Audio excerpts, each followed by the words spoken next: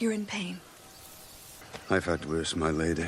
Perhaps it's time to go home. Such a sad mistake. I've made many mistakes in my life. But that wasn't one of them. Oh, but it was. When you play the Game of Thrones, you win or you die. There is no middle ground. Ned Stark has just discovered the truth. He knows the secret that could end a dynasty. He knows it could start a war. He has proof. He has leverage. He has time. And he walks into the garden and hands all of it directly to the woman who wants him dead. He tells Queen Cersei what he knows. He tells her what he plans to do. He even tells her when. He gives her time to run. Time to prepare. Time to fight back. Every possible advantage a man standing on the edge of a knife could hand to the person holding it. And in that moment, not in the throne room, not on the scaffold, not when the sword finally falls, Ned Stark loses the game. The question is not why he failed. The question is why he was never capable of doing anything else. There is a kind of man who believes that doing the right thing protects him. He has seen war. He has buried people he loved. He knows the world does not reward the gentle. But underneath all of that experience, one belief sits so deep he has never once examined it. If I am honest, something honest will come back to me. Ned Stark is that man. And the important things, the thing most analyses get wrong, is that this belief is not a weakness in his character. It is the foundation of his entire identity. The whole structure of who he is sits on top of it. The psychology term for this is moral identity schema. A moral identity schema means a person has built their entire sense of self around a moral code, so deeply that breaking the code no longer feels like a choice. It feels like self-destruction, like ceasing to exist. For Ned, honor is not something he practices every morning. It is something he is. The moment you understand that, everything else makes sense. Every decision that looks like foolishness from the outside makes perfect internal logic from the inside. He cannot strike without warning because warning is part of his identity. He cannot lie to save himself because the lie would cost him more than the sword. He cannot become the kind of man who survives King's Landing because that man is someone he doesn't recognize. And this brings us to the part that is darker than it first appears. Ned's 15 years in Winterfell did not just shape him. They convinced him. Every time his word held, every time his justice was real, every time his integrity produced a genuine outcome, that was one more piece of evidence stacking up inside him. Evidence that honor works. Evidence that the world responds to it. That history became the trap. Psychologists call this moral licensing. Moral licensing is when a person's long record of virtuous behavior creates an unconscious confidence that the world owes them an honest outcome, that past goodness earns future protection. Ned was not naive. He was over-credentialed. He had spent 15 years in a world where the rules of honor functioned, where integrity was not decorative but operational, and he carried that entire balance sheet into King's Landing, expecting it to cash out the same way it always had. It is not that he couldn't see the danger. He could. He felt it every time he walked the corridors of the Red Keep. He felt it in every conversation with Cersei, every smile from the council, every warning Littlefinger offered with just enough warmth to feel like friendship. He felt it, and his answer to every feeling of danger was to hold his code tighter, because the code was the only thing that had ever reliably held. Watch how Cersei sits when Ned speaks. She is completely still. She listens with the particular calm of someone who is already calculating while the other person is still talking. She doesn't interrupt. She doesn't argue. She absorbs. Then she asks one question. "What is it you want, Lord Stark?" Ned answers honestly. He wants her to take her children and go. He wants no blood. He wants it done quietly. He means every word.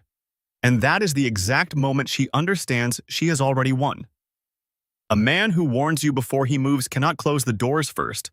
A man who gives you time to leave will never strike without announcing. He is incapable of a preemptive move, and warning your enemy is, by definition, the end of any advantage you ever held. She says something then that the scene almost lets slide past. "You're an honorable man." What a rare and terrible thing that is. Most viewers hear admiration in that line. What Cersei is actually delivering is a diagnosis. She is telling him, without cruelty and without panic, that his honor is a vulnerability she has already mapped and filed away, she was afraid of what he might do. The moment he told her what he would do, the fear dissolved completely. Ned walks out of that garden believing he gave Cersei a chance to do the right thing. He gave her a deadline. She used every hour of it. Robert Baratheon is worth a brief mention here, because Ned was counting on Robert's authority to make all of this work. The same Robert who had spent his entire reign drunk, distracted, and actively avoiding any information that required him to make a difficult decision. The ear Ned believed he had was already mostly gone before the conversation that mattered ever started. The Game of Thrones has a specific way of making competent men overestimate their allies and underestimate their enemies at exactly the same moment.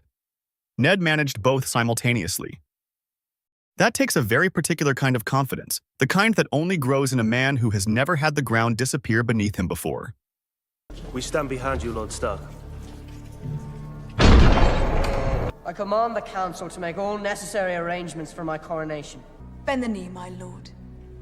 Bend the knee and swear loyalty to my son. I want no bloodshed. Lord Peter Baelish, Littlefinger, had been Ned's guide through King's Landing for weeks. He offered access. He offered information. He warned Ned about danger with just enough candor to feel like the one honest man in a dishonest city. He positioned himself carefully, the insider who had seen through the corruption and chosen, out of genuine respect for integrity, to help. The sophistication of what Littlefinger built is easy to underestimate. He didn't deceive Ned about facts. He deceived him about relationship. The manipulation worked not by feeding false information, but by making Ned feel genuinely understood.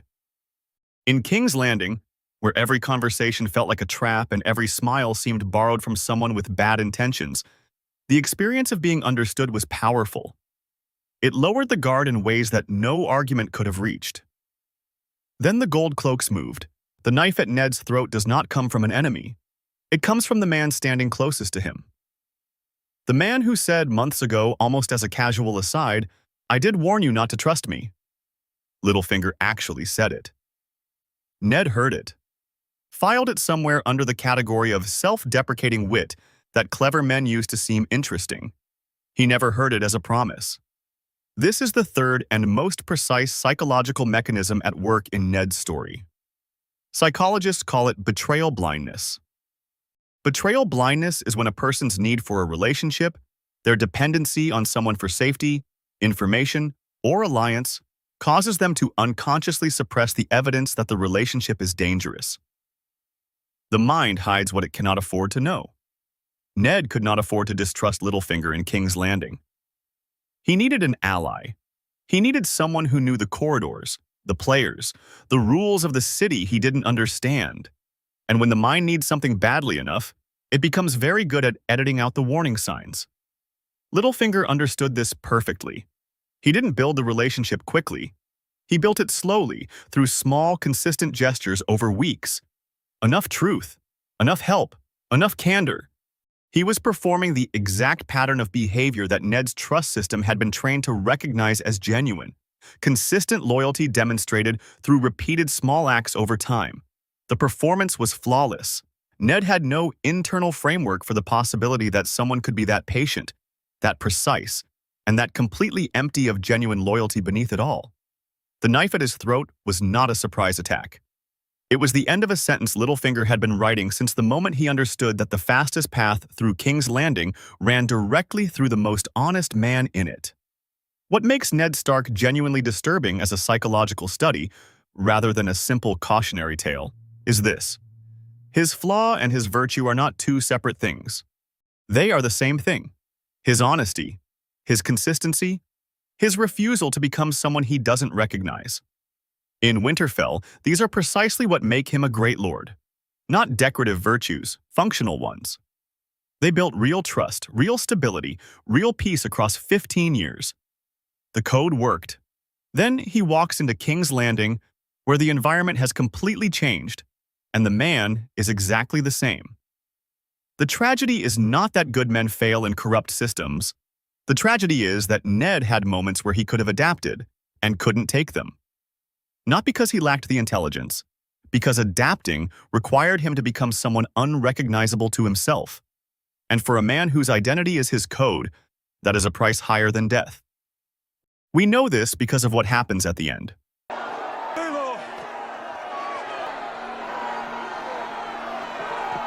I betrayed the faith of my king and seized the throne for myself. Joffrey Baratheon is the one true heir to the Iron Throne. By the grace of... The crowd is watching. Joffrey is already smiling with the particular expression of someone who has already decided something that has nothing to do with justice. Ned kneels. He confesses. He says the words out loud. He calls Joffrey the rightful king. He denies everything he knows to be true, everything he has spent his entire life refusing to deny. He lies, publicly, on the steps of a sept, in front of the gods he actually believes in. Watch his face in that moment. This is not a man who has found peace. This is not dignity under pressure. This is a man already dying from the inside, paying a price he cannot actually afford to pay. He does it for Sansa and Arya. The love is real. The intention is real. He makes the trade. His honor for their safety, his identity for their lives. He pays. Sir Ilyn, bring me his head. Don't look! Let me go! Stop it! Stop!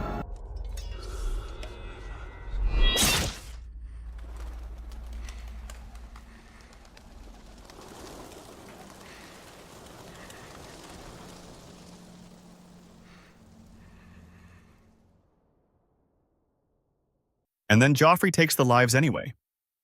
The moment Ned looks up at Joffrey and waits for the deal to hold, that is the moment his entire internal world collapses. Not because he was outmaneuvered, because the framework itself failed. The belief that a deal made is a deal kept. The belief that honesty creates safety.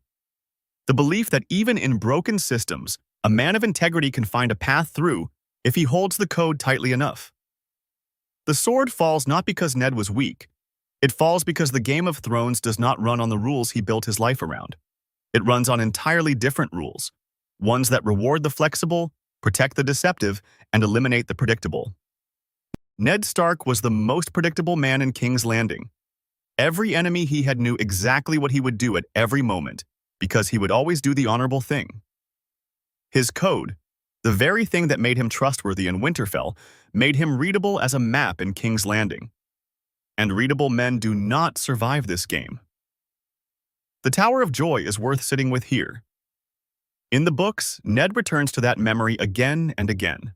The 3 men he killed, the woman screaming, the promise he made and kept for 15 years, a secret buried so deep that not even Catelyn fully understood it. He carried it alone at enormous personal costs for nearly 2 decades. He was capable of lying, he proved it. The one great secret of his life demonstrates that Ned Stark could suppress truth, carry deception, and hold silence across 15 years when the reason was strong enough. But that lie was for love, for a child who needed protection, for a promise made to someone who was dying. In King's Landing, when the lie was for himself, for his own survival, his own power, his own continued existence in the game, he could not do it. The same capacity that existed and functioned for love simply did not exist for self-interest. He could lie for love, he could not lie for power. And in the end, that single distinction is the distance between everything he was and a grave on the steps of a sept. In the last moment before the blade falls, Ned searches the crowd. He finds Arya. He looks at her long enough to know she is there, long enough for her to know he sees her. Then he looks away. This is not a lord. This is not a soldier. This is not a man of honor performing his final act of dignity. This is a father finding his child in the crowd before the world ends. That single look holds everything that his code could never quite contain. The part of him that was simply a man who loved his children and was about to fail them in the most complete and irreversible way possible. The sword falls. King's Landing does what King's Landing does. And somewhere underneath the spectacle, the real question the show is asking finally surfaces. The Game of Thrones does not reward good men. It does not punish evil ones. It rewards the flexible and destroys the rigid. It belongs to the people who can act without announcing, trust without attaching, and betray without hesitating when the moment requires it. Ned Stark was not built for this game. He knew it. Catelyn knew it. Even Robert, in his drunk and hollow way, knew it. The only person who didn't fully know it, who couldn't fully accept it, was Ned himself. The show is not just asking why Ned died. It is asking whether the kind of person who could survive King's Landing is someone worth becoming. And whether a world that kills men like Ned Stark to make room for men like Joffrey and Littlefinger is a world worth winning. Honor didn't kill Ned Stark. The belief that honor was enough did. Those are not the same thing. And the distance between them is a grave on the steps of a sept in King's Landing.